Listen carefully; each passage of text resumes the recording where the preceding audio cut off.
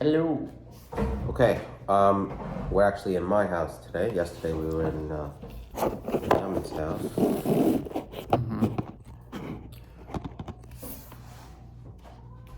We're good. Keep going. Keep talking now. Okay, so we're on Yoma, Daf Yud Aleph Amid Beis. Don't worry about it. Leave it. Yeah, we're on Yoma. What was that, Daf? Daf Yud Aleph Amid Beis. Want me to start again? I just spilled the coffee. It's okay. We are now in Ellie's house, and Don't worry about it. Oh, it smells good. Yeah. Maybe come to the house every morning and just spill coffee. Spill coffee. So we're at Ellie's house, right? I had a friend, and back in yeshiva, he was a kayan, and he used to like to duchen in different places. Mm-hmm. So this is like us trying to learn in different places. He had a thing like. He had a thing. He wanted to like duchen. He liked duchen by Rabbi Yashin. He duchen in Bnei Brak. He would go to different shuls, and especially in front of like with HaTzadik and to duchen there. Oh, that's cool. Isn't that cool? Like He's like, I gave Rabbi Yashin a bracha. Wow, Right? wow. Yeah. So, anyways, I'm here. What's his name? His name, it's really embarrassing because now on air I can't remember his name. Oh, no, that's fine. He cleaned cars before Pesach. He's from Lakewood. It's okay. But he's a Cohen. His name was either like Cone Okay. Cone? or Katz. No, I think it was closer to Cone. Cone. That's okay. No, I'm terrible with names. Mm-hmm. His face right now is vivid. Yeah. His black hair. Especially like a Miss waterbury. Yeah, it's hard to remember names. Yeah. So I really apologize. Honestly, I really liked you in yeshiva, but I just forgot your name right now.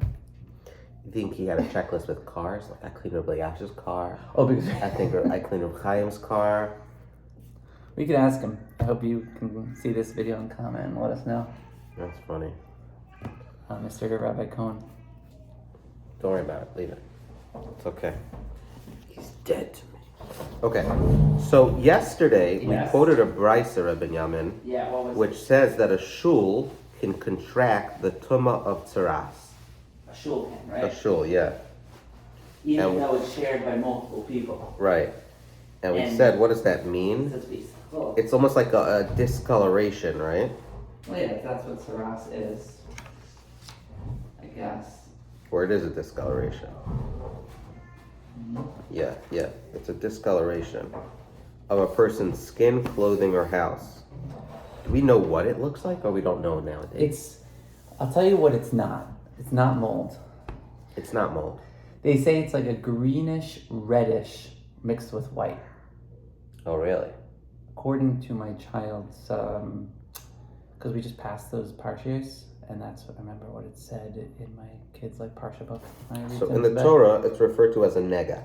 Yeah. We covered this in previous Chavrusa daf. Frak the Gemara, Beis HaKnesses mi metame b'negoyim. We are in Yud Aleph and Beis. Yeah. V'atanya, but can a shul really become tame by tzaras? V'atanya, we learned in a brisa. Yachal yu bate knisiyos chenesios ubate midrashes mitamed b'negoyim.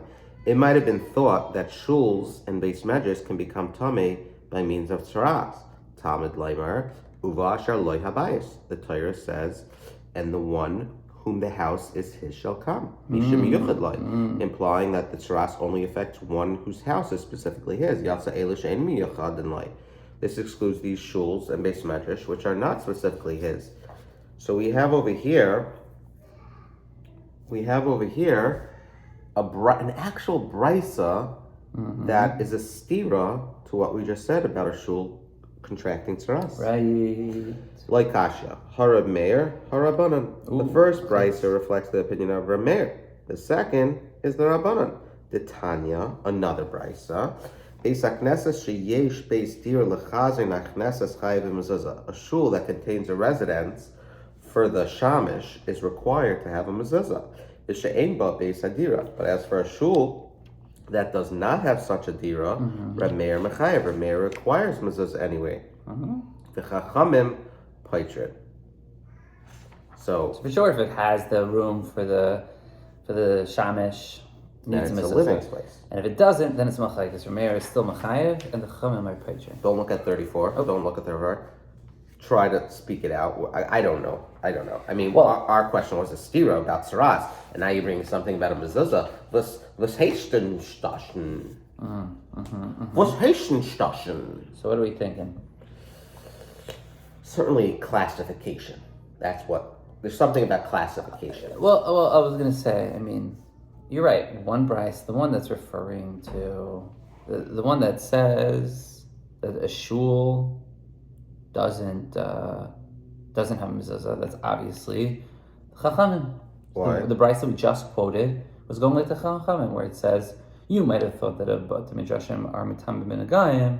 No, it's only if it's your house. But if it's not yours, then it's not going to have binagam, and that's similar to the Chachamim who So say a shul is you're not pater. a house, but And therefore in order also for doesn't it need to- a mezuzah. But what does that mean? In order for it to contract a nega, it needs to be some personal abode? Yeah, because the pasuk says uva asher lo habayas mishum yichud ulai. So that's more like the Chachamim because well, a shul is not, and therefore it's pater.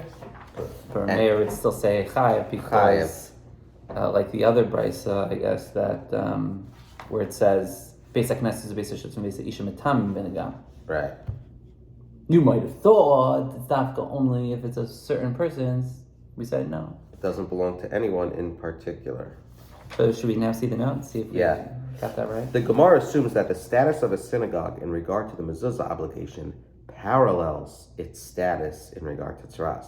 For in both cases, the Torah indicates that some degrees of ownership is required. In the case of mezuzah, by the pasuk stating your houses, and in the cases of tzaras, by it stating the one whom the house is his. Yeah, Beisacha, and what was the pasuk by Uva Asher Lo Habayas was by Tzaras. Therefore, a mayor who rules that a shul requires a mezuzah will consider it susceptible to tumah of tzaras, and it is his opinion that is reflected in the first brisa, where the Rabbanan who rule that a shul does not require mezuzah will consider it impervious to tzaras, and it is their opinion that is reflected in the second brisa. You know what's interesting? Tefillin, there's an English word, phylacteries, but mezuzah is mezuzah. Mezuzah is mezuzah. Scroll on post. Scroll post. Post scroll. Hit the comments if you've ever heard of an English translation for mezuzah. Yeah, I have. Mezuzah. It's an English word. Okay. Tzitzis. Yeah. How many times have you been stopped on the street, asked you, hey, can I ask you just a question? Not what many. are those? Not many. But you've been asked. Probably. And you probably have a great answer. Yeah, the Torah commands us. We don't always know the reasons. It helps us remind us of the commandments.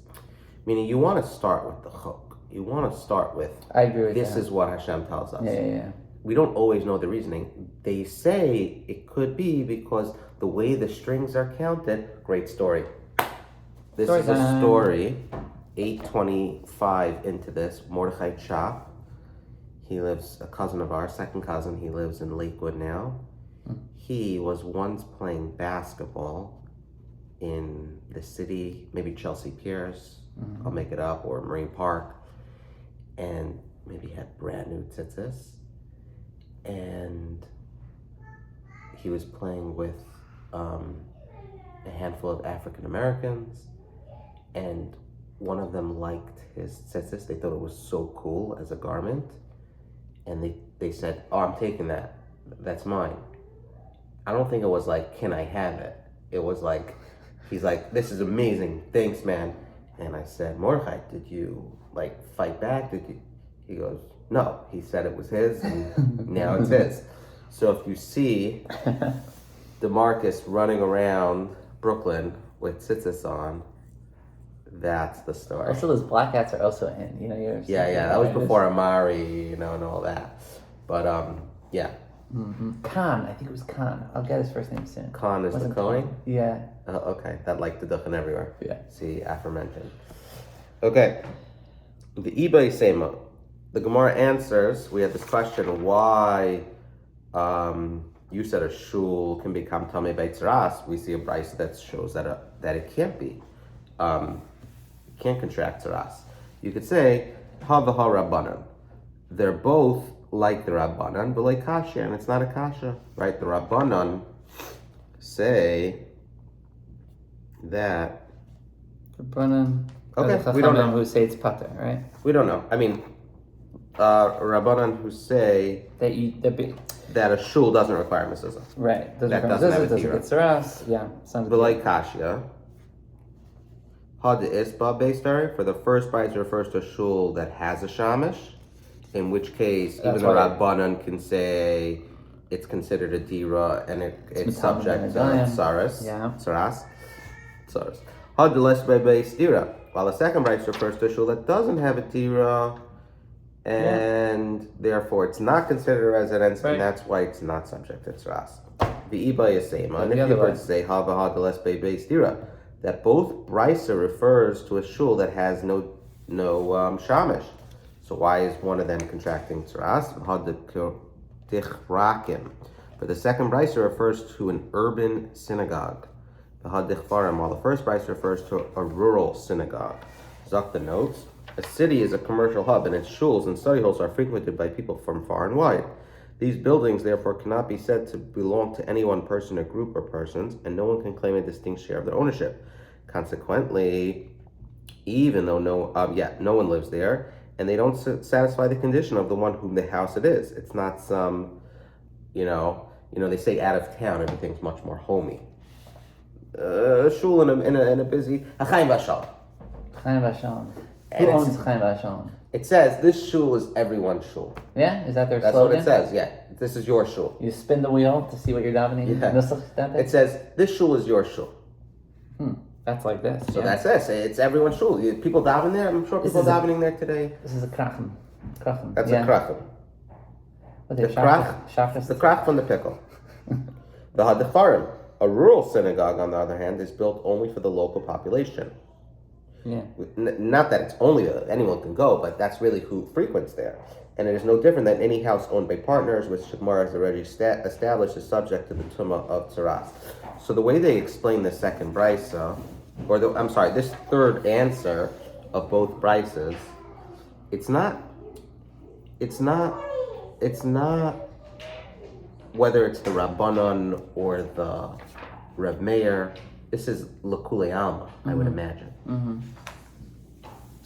Oh, this one. You're saying, because I thought this was within the Rabbanon. Yeah, I was going to say, why can't we... I was going to say, why can't we find something that works for a mayor? I know, that's also what I thought it was about to right. say. And I didn't want to correct you because I wasn't 100% sure, and because I'm a nice guy. No, I already saw that it didn't mention that. But, right? Like, interesting. Right. The mayor said what? He said that... It requires mezuzah. Right, I was thinking, requires mezuzah. Because, he holds it, you have to have a mezuzah. So you could say maybe, so what's pshat in the second brisa, according to Rameir? Why does the house not get... the first brisa. The first brisa works with him because it says, mitam ben agan. Oh, it does. Okay, so the second brisa, which doesn't get tzaras. Yeah.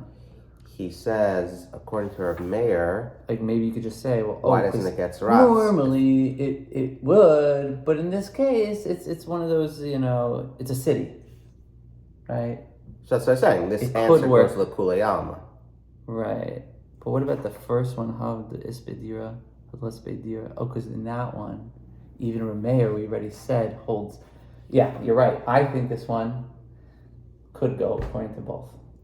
I think you're right. I think it's a very good observation. Thank you. But the Gemara is not happy with this last answer. Oh, why not? We just answered that both brises refers to.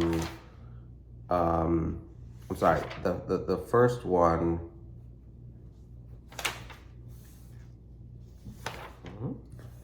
And if you prefer to say, all right, both brises have no shamish, but one's urban and one's rural, and that's the differentiating factor as to whether or not. That's what one brisa says, yes, tzaras, and the other one says no. It's really true that an urban synagogue where people are hustling and bustling through a chaim v'shalom cannot become tamei through tzaras plague. Iva Tanya, but it was taught in another brisa. Achuzaschem, the Torah says in Vayikra, yeah. They do duchening there too, so Khan should come and duchen. Oh, that's funny, okay. bringing it all together. The Torah says, and I will place a tzaras plague in a house of the land of your inheritance.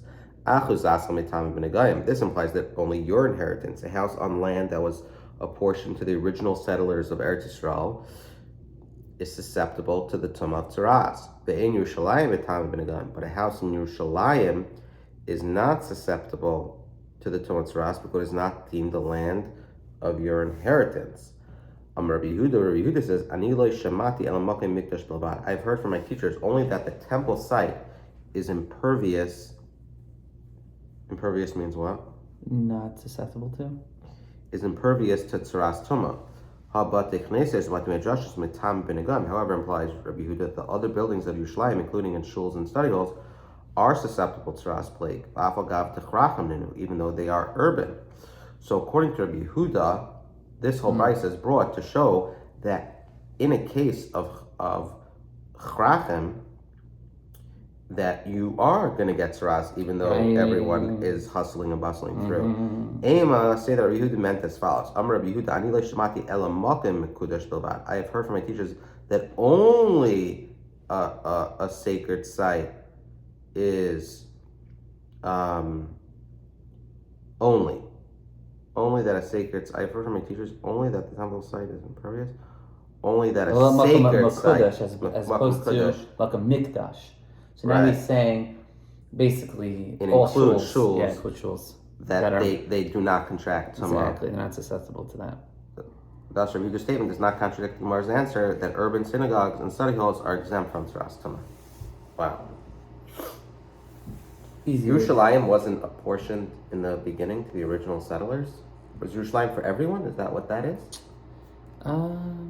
I think it was apportioned. Number Maybe it's 4. the Makom HaMikdash. Number 4. The actual Temple Mount, maybe. Yehuda holds that Yerushalayim was apportioned to certain tribes. Yeah, Yehuda and Binyomin. Yeah, it was split in half, right? Accordingly, it satisfies the condition of the land of your inheritance. The temple site, however, was purchased by King David from Aravna the Jebusite with money. Okay, just tell me what that is in Hebrew. Like, I know, right? A little too intense. The Yevushim, right? Maybe the Jebusite with money that was collected from all of the tribes and so belonged to them all equally. Consequently, it does not qualify as the land of your inheritance. Interesting. It was a shared ownership. Yeah. Okay.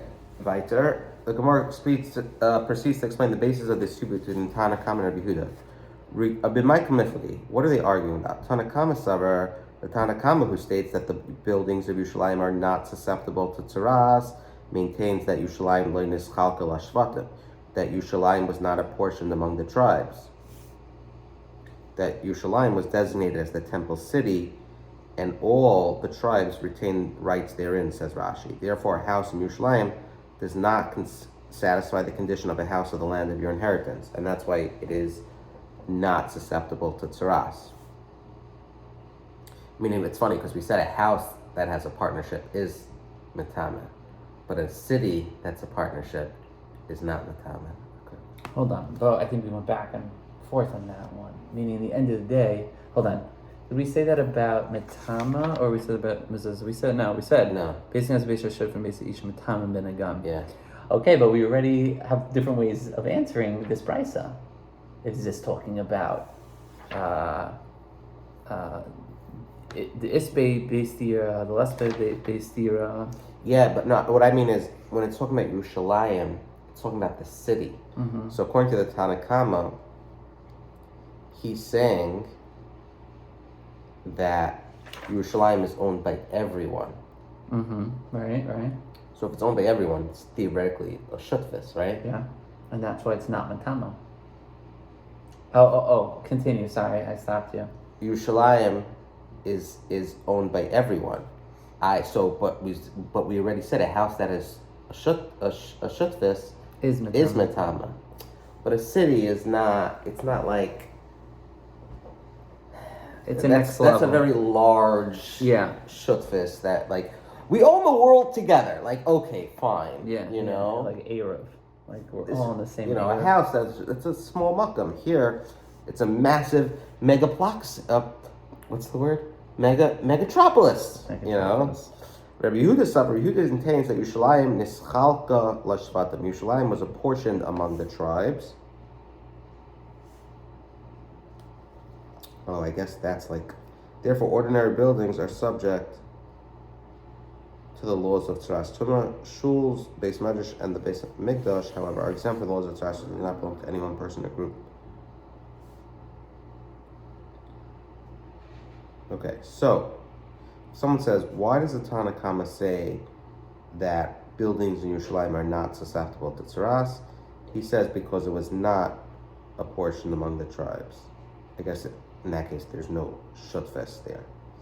Rabbi Yehuda, so ignore everything I said. Rabbi Yehuda Savar Yerushalayim Nischal Kol Shvatim. Yerushalayim was apportioned among the tribes, so therefore, since there's some shutfest, I suppose, ordinary buildings are subject to the laws.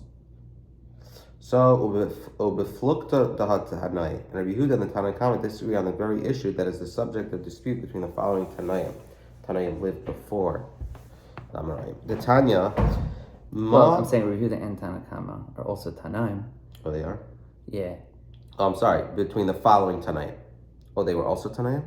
Yeah, so it sounds like we're having contemporaries having the same disagreements.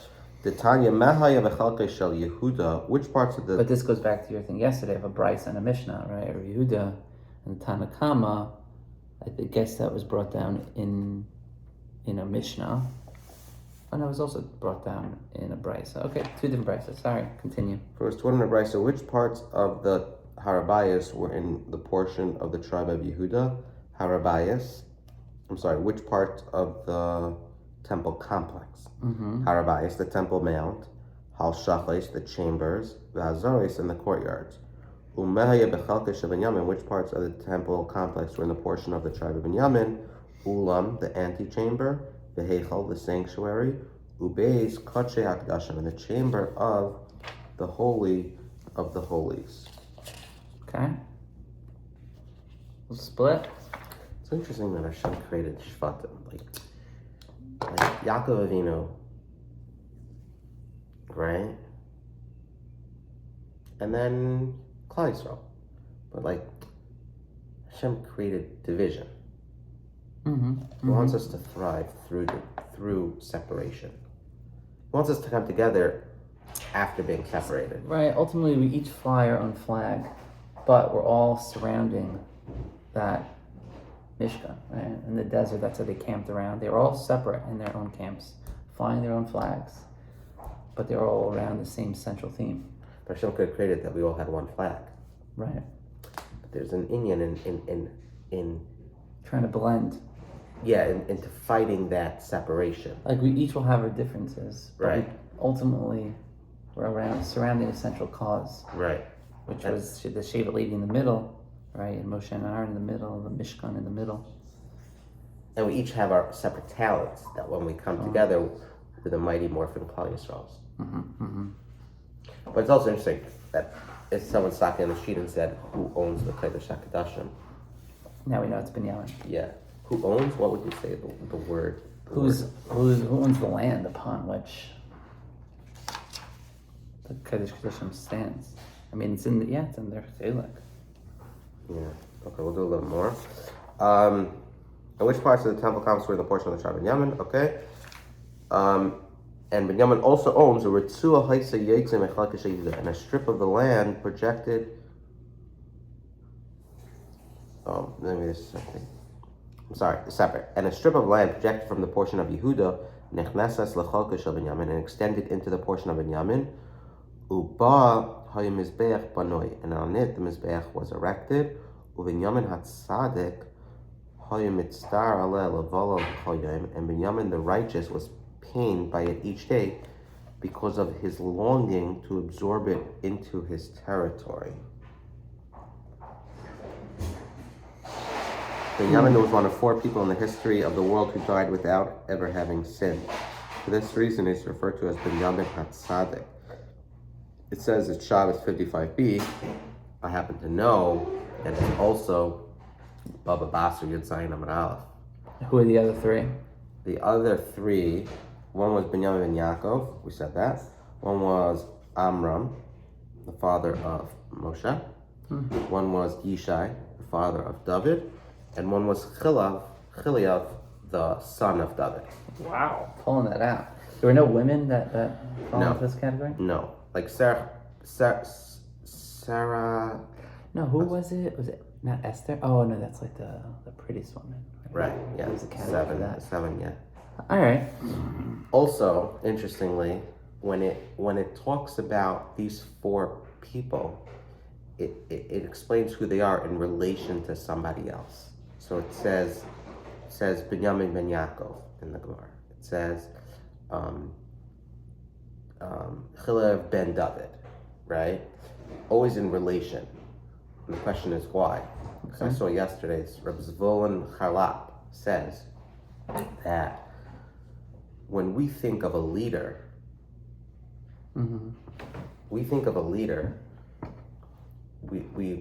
we always say, oh, it's someone who's never sinned, he's never made Averis. And that's like Yaakov Langer's choice. Correct.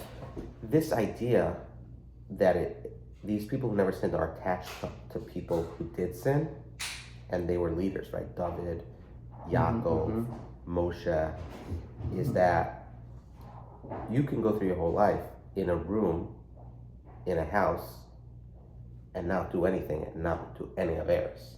But that's not what Hashem wants. Hashem wants you to try and fail and lead and lead and lead. So as much as they didn't sin, their relationship is with someone potentially bigger than them, who led Klal Yisrael, David, Moshe, Yaakov. Beautiful. Very nice. I like it.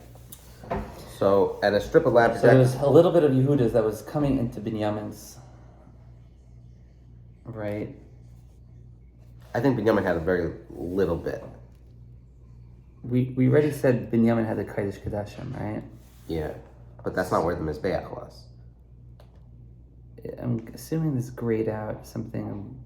No, that's something else. Okay. So you have this strip of land which is extending into Binyamin. I guess like you have this and then Yehuda is in there, but that's, from all sides basically, or from most of the sides, Binyamin's looking at it, and yeah, but it's not. I mean, Binyamin has this whole thing. He has the Kodesh Kodashim. He has the Ulam. He has the Heichal. So it goes until here. You're right. Yehuda starts getting a little bit. Yehuda gets all this through here. I mean, Binyamin still has it pretty good. But he didn't have everything. Shenemar, as it says in Moshe's prophetic blessing to the tribe of Binyamin, Chayfef alav kol hayom. He agonizes it over it all day long. Lefikach zach Binyamin HaTzadik v'nasa ushpischon legbura. Therefore, Binyamin the righteous merited to become the host to the presence of the Almighty, the Kodesh HaKodashim. Yeah. Shnemar uvein kseifa shachin. Between his Binyamin's shoulders does he, Hashem, rest. The Bryce's description of the temple area between the tribes of Yehuda and Binyamin corroborates the view that Yerushalayim was apportioned among the tribes. Okay. Let me just see where it came from. So fine. So that was one Bryce in which we see that they were apportioned among the tribes. But the Haitana Savar, but this following Tan maintains that Yerushalayim lo nischalkel hashvatim. Yerushalayim was not apportioned among the tribes. The Tanya ein maskirin batim b'Yerushalayim. One may not rent out houses in Yerushalayim, l'fi she'eina shalahem, because the houses are not theirs. They do not belong exclusively to their individual owners. Rather, the houses in all of Yerushalayim belong to the nation as a whole. Lazar bar Tzaddik Omer, Aflay Mikas, they may also not lease beds. Lafika, therefore, Oireis Kadashim Balai Ushpezichnin Noitlanaisan Bizraya.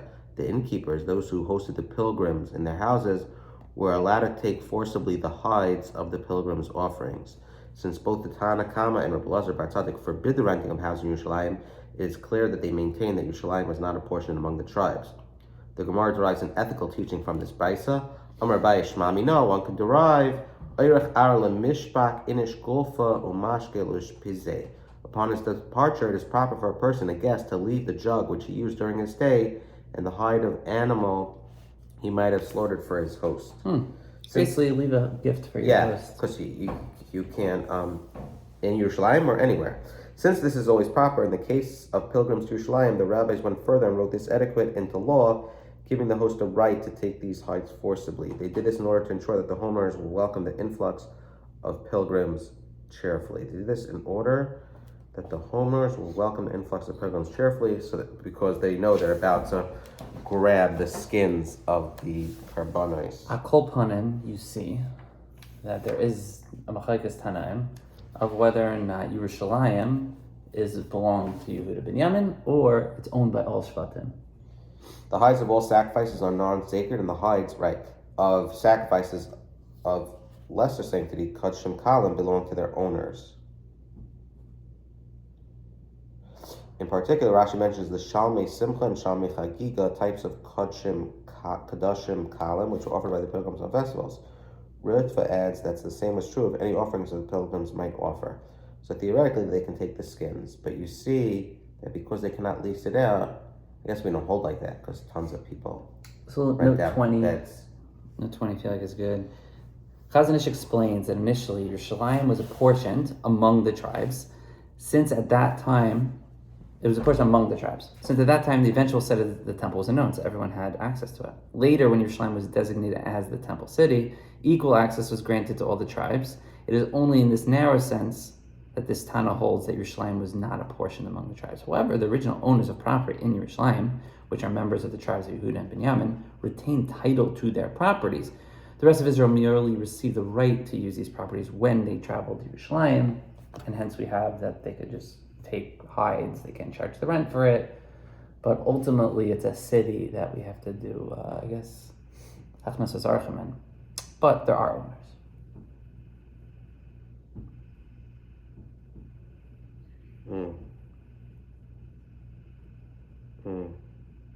Right. I did want to say one other thing, but I forgot. Okay, so we are going to stop here and find okay, Khan. I'm actually going to see if his name is Khan. If it shows his number, Khan. Nope, it's not Khan. Is it Khan? Nope.